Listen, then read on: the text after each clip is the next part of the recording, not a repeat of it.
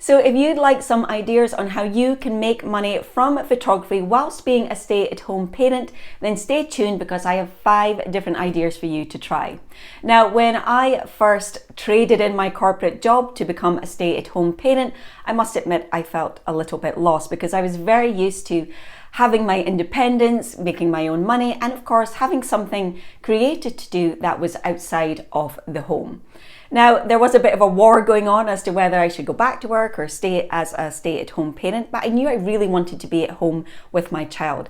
But luckily, I quickly discovered that photography can be an excellent way of making a side income while still being a stay-at-home parent. Now, maybe you feel the same way too. Maybe you want to contribute to your family's finances, or maybe you just need something creative to do that is separate from everyone else. If so, here are 5 different things that you can do. Now, number 1 is to start your own portrait photography business. Now, this is probably the most common way that people will make money from their photography.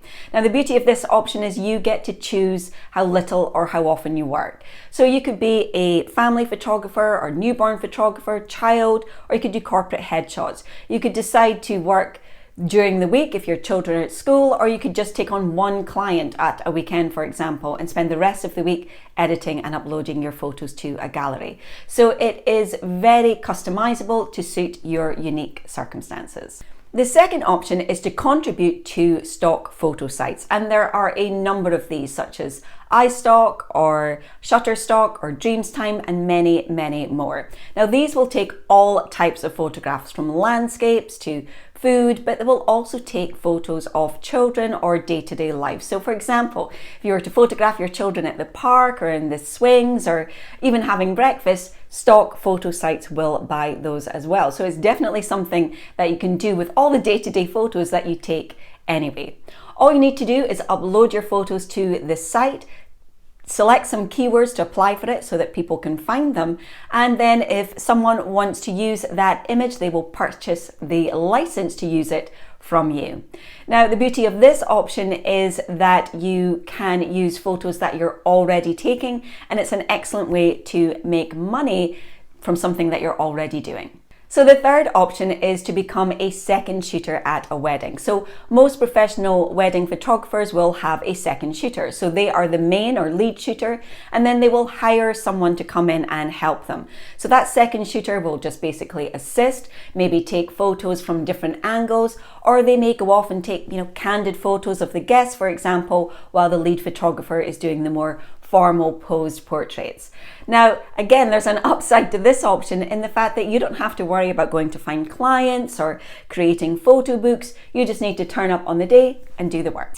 Now, another option is to sell your prints. Now, this isn't going to work as well for everyday photos, but if you also take landscape or macro or food, then people often want to buy these for prints to hang on their wall.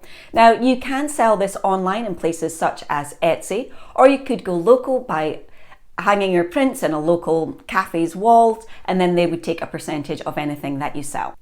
Now, my 5th and final option is to sell your skills on a freelancer site such as Upwork or Fiverr. Now, you can sell any of the photography skills that you've gained. So for example, you could take photos of products for businesses or clothing, or you could sell your skills at culling or editing or photo manipulation. So there's a number of things that you can do on these stock photography sites. So there you go, that was 5 different ways that you can make money from your photography skills as a stay-at-home parent. Now, I have one major caveat, and that is you do need to be a proficient photographer and know how to take a professional level photo. Now, if you're not sure on how to do that, then be sure to sign up for my free masterclass. You'll find a link to it around where you're watching this video. So that's it from me for this week. I hope you enjoyed it, and I'll see you again soon. Bye for now.